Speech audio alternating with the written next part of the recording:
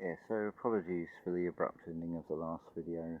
The memory card was full, so it just shut off. And I don't know how much I'd said more before I even realised it wasn't even recording. So, little objection from the lower conscious has come up from the physical being. That what I said in the last video is egoic, because it's got doubts. It's stepping into the unknown to even say the unthinkable. But let's put this into context. There's a story of a guy, shall we say 2,000 years ago, 30 years as a physical being before he takes that active step, and he only gets 3 years out of it. Doesn't seem that good a deal, really, does it? There's a reason for that, because the outcome of that story resulted from a judgment, from a trial. And Bing, there's the key word, trial. Trinity. It's a simulation, yeah? It runs programs. That was a trial run. This time, it's going to be different. You're going through a spiritual evolution. Or, while I come back to it, remember that thought I said to hold? Obviously, in saying that, you're not physically holding. You're just retaining it to recall back in the mind. And that was about black is the spiritual image of the lifeless. So am I saying that I'm lifeless because I'm wearing all black? Peach blossom, which represents the skin colour in all its shades and hues, is the living image of the soul. Because it's animated, it's moving, it's living. So the skin moves as I talk. The skin stretches and contracts and makes up a picture, a visual image. But black, we've only got to look at things like tennis, cricket, summer sports, those little white boxes. That's the key word, they're white, they reflect light, but black absorbs light. So, metaphorically, I'm absorbing. It's a spiritual filter to wear the black. You see the colour in wearing all black. It's not a funeral. It's not something sorrowful. It increases the information that sort of comes through, although it's coming from within anyway. This is the weird thing, because we're in this realm of duality. So, effectively, what I'm saying is, I'm inviting you on the silver surfer's back. Let's go and surf into this age of Jupiter, this evolution into the Jupiterian era, as opposed to the Earth element era, the physical material only. Let's bring that higher consciousness into consciousness. Now, those of you who have been generous and sent me donations and well wishes and things, I'll be honest, I can't make a judgment and say, well, because you've done that, you're in. I'm just giving you an invitation to say, well, from my experience, this is what I'm finding. And from that, I'm going with the hope,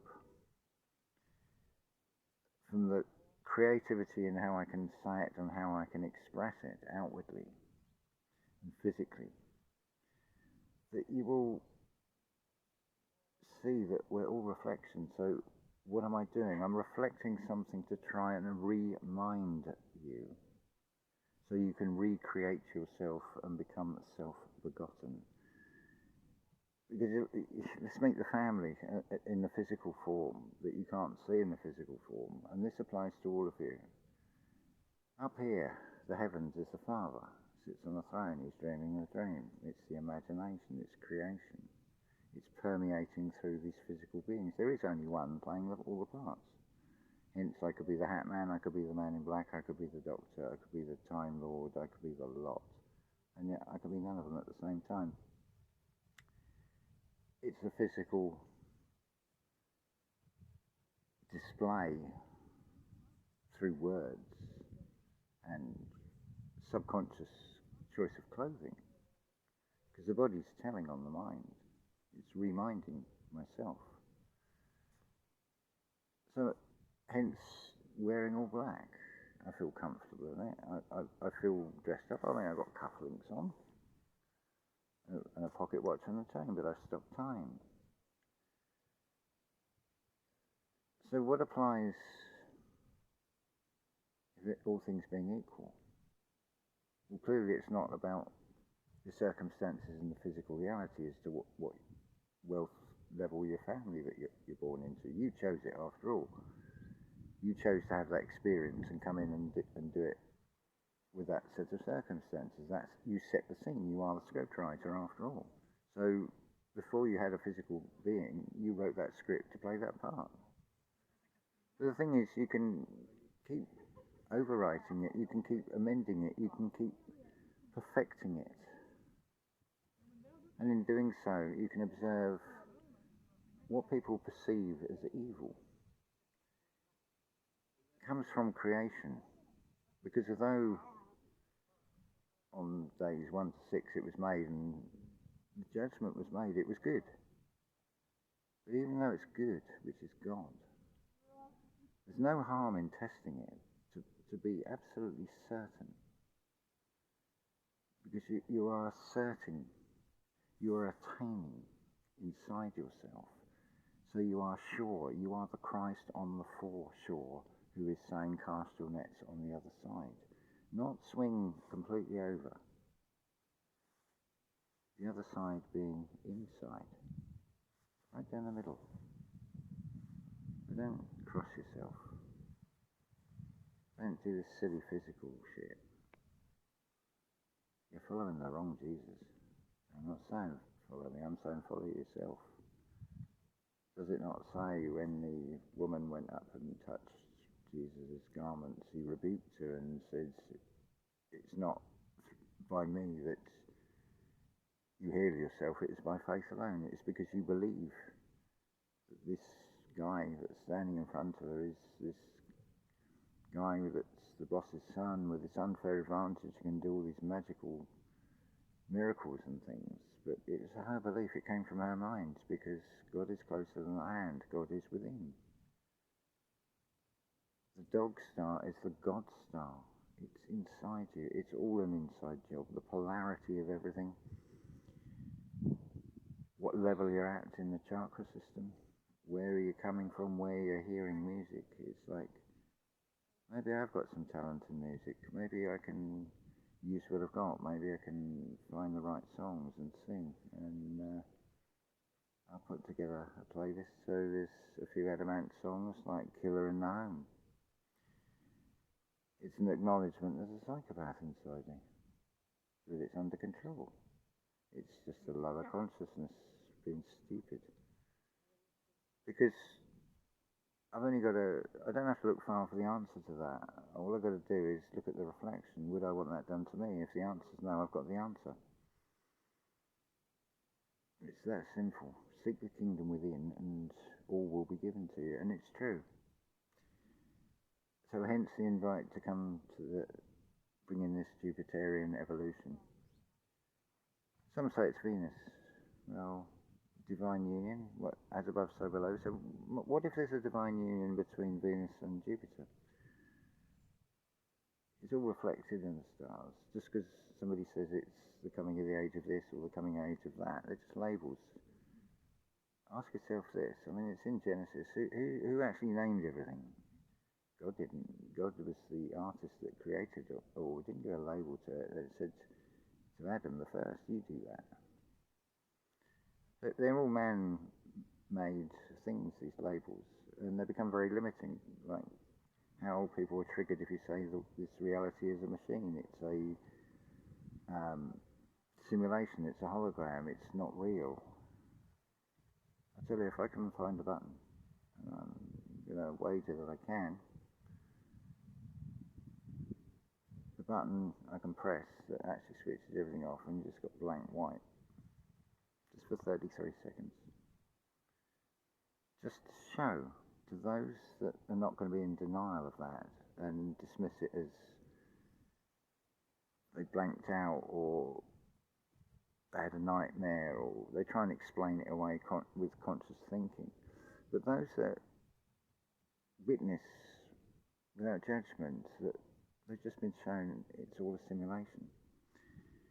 And there is nothing to fear but fear itself. If you feel fear, you're feeding fear. You become your own worst enemy. You become your adversary. Neville Goddard is quite right. It is one. There is only one playing all the parts.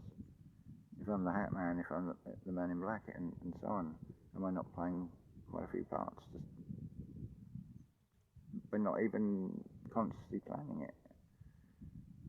I've been called every name of anything, any character, mythological, historical, or whatever. Anybody, any man with long hair and a beard, I've been called it. Zeus, Jesus, Father Christmas, Gandalf, Merlin, a lot.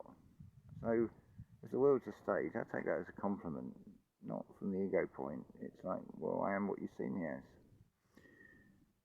I'll take that script. Damn right, I'll take that script. I'll take the one from the media as well about the Queen of Denmark stepping down after, I think it's 50 years. I don't care if the story's true or not. It doesn't affect me. But what I'm hearing in that, there is a story to be heard. The Queen is stepping down for her son to take responsibility. So one of the things that's worth doing in this reality is like, come on guys, you gotta step up and be a man. Not this alpha male aggressive going out, but think about it. Look at the reality we've got. We've got a patriarch system where women are classed as second-class citizens. Also in this reality, look how fashion, which is an egoic and animalistic appetizer to the mind. Women are encouraged to wear high heels. It gives the sort of impression of they can't run away, so they're the prey and you can get them easily. They're an easy kill. There's also the whole point of, you've heard of women's intuition. Well, why would you take women's souls out of contact further away from the earth? Because like attracts like, hence it is Mother Earth, it's a divine feminine. So those of you beautiful souls that are in a female body, that's why you're encouraged. It's a psychological warfare. It's a war upon the spirit, not of the flesh. But of course it has a material outplay in this material realm. And in that case it's manifested as high heels and fashion. I don't want to make this too long. It's a beautiful, beautiful day. It's deceptively not as warm as it looks though. I've only just sort of got to the point where I'm thinking I'm overheating. I've got a body warmer on. I've just taken a trench coat off because I thought I feel warmed up inside the bones. And just enjoying the illumination of the external sun. But as within, so without. So where's the internal sun? Again, it's all an inside job. Whether you can see the light within inside yourself, because that's the only way you will see light. This external world, there is light, but what you actually see is illumination. You won't see the light. Like one of as a song, it says, staring at the sun won't help you see the light. Whether it be sun gazing or doing what you really wouldn't be best to do in staring at the midday sun when it's highest in the sky, it's not going to do your physical eyes a lot of good, to be honest. And you won't see the light. You'll see the darkness. You'll burn out your pupils, and that will be your less on. you'll be letting less light in any form, illuminated or not. Because we mustn't forget the lights at night in the sky that tell a story as well. It's all written in the stars. It's whether we can understand. There's a song when I'm considering adding to my sort of repertoire by a group called Radiohead. It's called Creep, but I don't hear that. I hear I am king, I am a winner. It's such a beautiful soul. I choose to hear a positive polarity on that, and it's Radiohead. So what's that saying? The head is where the mind is. Radio, what do you do with the radio to pick up a frequency? You tune a radio, so you just tune in to what's being shown to you, what's being given to you, what the universe is bouncing back for you to see. And it opens up this beautiful picture. And just observe it. Me, I don't belong here, like in that Radiohead song says, but I'm just a poor, wayfaring stranger, travelling through this world below. We'll leave that there. That's a little taste there. I'm not sort of in. It's an instrument, the vocal cords. You don't want to stretch them too far. You've got to get into yourself